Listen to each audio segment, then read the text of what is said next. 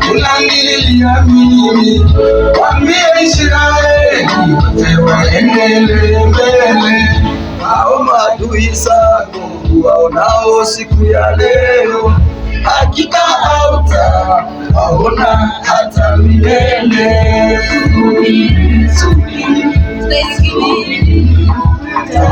Ile mkono wake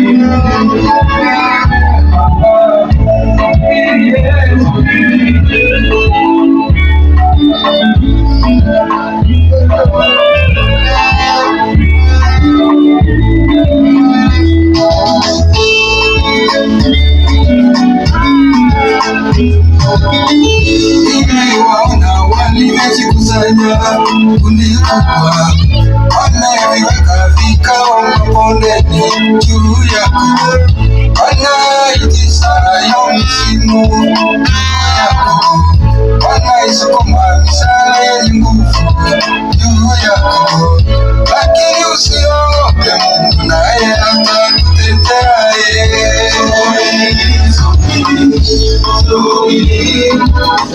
Vile mkono wake ulivyo mkuu,